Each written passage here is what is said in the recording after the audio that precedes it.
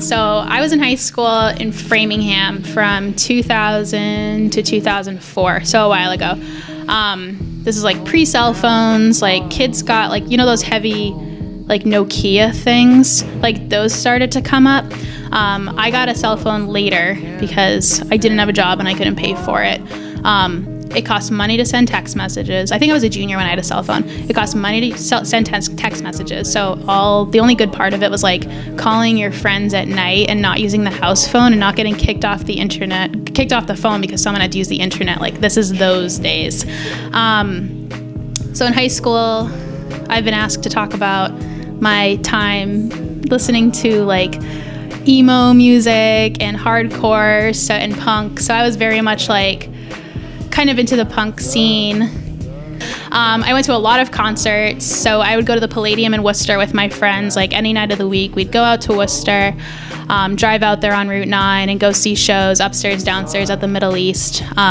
We'd be in the pit every time dancing, bought a lot of band t-shirts. That's basically all I wore was band t-shirts and Chucks, which were customized. So I also went to shows in Boston a lot, in Cambridge, and as soon as I turned 18, I went to every single 18 plus show that I could go to.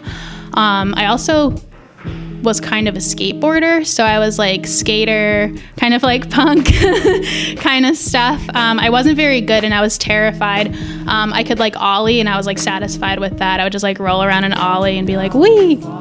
I stopped because I'm not coordinated, so I didn't continue.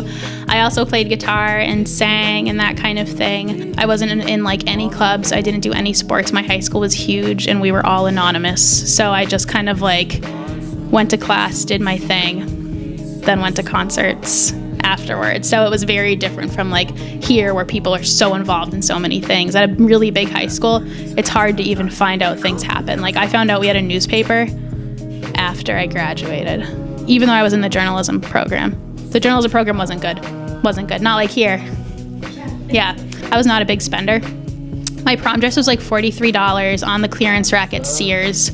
I put no effort into finding a prom dress. I remember finding it and being like, good, this is it, this is the one. I had a friend's friend do my hair for free. I did my makeup and it wasn't good. It just like, I just didn't care. And prom was disappointing.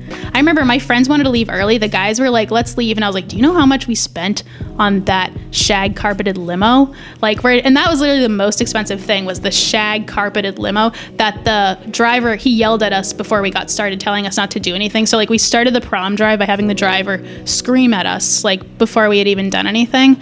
So I wasn't going home early because of him.